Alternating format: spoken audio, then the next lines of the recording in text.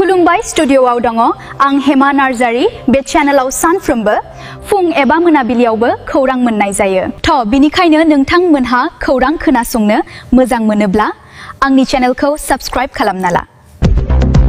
खुलुमबाय रायजोफोर दिनै फुंबिलिनि खौरांफोरा जाबाय थारैनो फैबाय थानाय समफोराव कच राजबंसिफोरा एसटिनि थामोनथाखौ मोनमारसिगोन नामा? आसाम एसेम्ब्लियाव जनजाति खालामनाय थामहिनबा एसटि खालामनायनि थाखाय खामानि मावनो थियारि होननानै बुंथिदों। बे समाव क'क्राझारनि बावखुंग्रि बियाबनि एमएलए रुपम चन्द्र रायआ जेराव बिथाङा बुंदों खौरांगिरिनि सोंथियाव बिथाङा बुङोदि जोंनि बिटिसिनि गाहाय हाग्रामा महिलारी बिथाङा बै समावनो बुंनानै दोनखादों आरो एनअसि हरनानै दोनखादों दि आसाम एसेम्ब्लियाव जनजातिनि एसटिनि थाखाय खामानि मावनो आं थियारि, आंनि बुंनाया रोखा होननानै बिथाङा बुंथिदों। जेरैथिंबो बारहुंखानि गोहोमखौ बे समाव नुनो मोन्दों।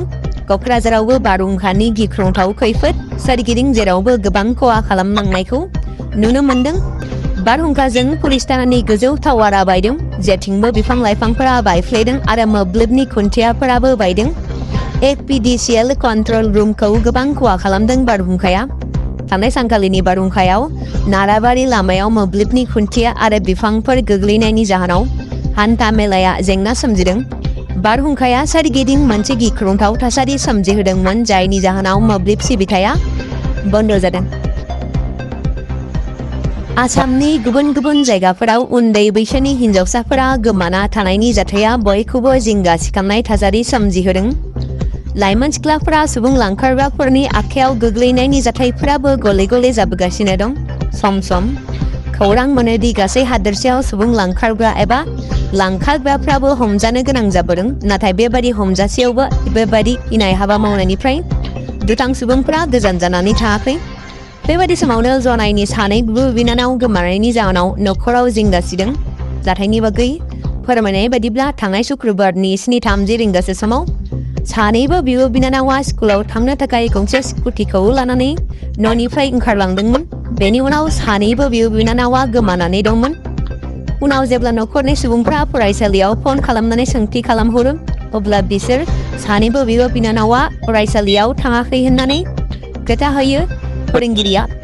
बेराफारसे सानै फिसाजोनि जेबो गुमुर मोनाखैब्लाबो फिसाजो सानैया फरायसालियाव थाङाखै होननानै मिथिनायनि उनाव बिफाया अरुणाचलनि जनालनि रुक्सिं मार्केटनि गंसे गलानि मोखाङाव स्कुटिखौ गारनानै दोननाय नुनो मोनो आरो बिफाया सन्देह खालामदों दि बेयो किडनेप खालामनायनि जाथाय जानो हागौ। आरो बे समावनो न'खरनि सुबुंफोरा बे जाथायनि सायाव जायगानि पुलिस थानायाव रिपर्ट होदों। नाथाय दासिम सानै सिख्लाखौ नागिरना हमनो हायाखै होनना मिथिनो मोन्दों। मन्त्रि डक्टर हिमन्त बिश्व शर्मानि जेरै बुंनाय जेरैबादि खोथा होखानाय बेबादिनो आरोबाव मावबाय खामानिखौ। फिन आरोबाव हादोरसायाव बुलडजार। बे खेबाव कामरुप जिल्ला खुंथायनि एबेक्सन। मिथिनो मोननाय बायदिब्ला आमिनगावनि नमली दैबबारि ओनसोलाव कामरुप जिल्लाया एबेक्सन खालामदों। अखा बोथोरनि समावबो खुंथायनिफ्राय खालामबाय एबेक्सन। गोबां सुबुंफ्रा जेंनायाव गोग्लैनाय आरो बे समाव आलाय सिलाय जानायखौ नुनो मोन्दों। बेराफारसेथिं जागिर'दाव सेटेलाइट टाउनशिप बानायनायनि मुङाव जनजाति थामहिनबा ट्राइबेल सुबुंफोरखौ होखारनो बिथांखि लानो नागिरनायनि गोख्रों बेरेखा खुद्रिसारनायखौ बे समाव नुनो मोन्दों। जेराव ट्राइबेल सुबुंफोरखौ होखारनो हुमखि होनायखौ बे समाव मिथिनो मोननाय जादों।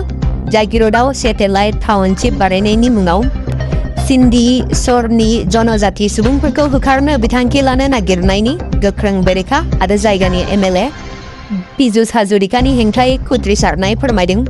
जनजाति तिवा हारिनि रायजोफोरा पीयूष हाजरिकानि हेंथायै गोख्रों बेरेखा। गेजेर आसामनि ट्राइबेल आफाद गौथुमफोराबो दुलाराय तिवा फरायसा आफादनि दैदेननायाव गिबि मन्त्रि डक्टर हिमन्त बिश्व शर्मानिसिम गोसोखां बिलाइ गथायदों। बिटिसिनि सानै इएमनो फिन आरोबाव गोदान बिफाननि बिबान होदों। बिटिसि सरकारनि इएम बेगम आख्तारा आहमेदनो गोदानै आरोबाव मोनथाम बिफानफोरनि बिबान होनाय जाबाय। जेराव सिगांनि THEनि अनगायैबो बिथांनो लेबार वेलफेयार, लटारि, INRP बिफानफोरनि बिबान होनाय जादों। बेराफारसेथिं महेश्वर बसुमतारिनो cultural affairs, cinema, theatre, TRI economy and statistics, weight and measures, handloom and textile बिफान नोंथाङा भिडिअखौ मोजां मोनोब्ला लाइक, शेयार, साबस्क्राइब खालामना होबानो जाबाय। गाबोननि भिडिअआव लोगो मोनफिनसिगोन। गोजोन्थों।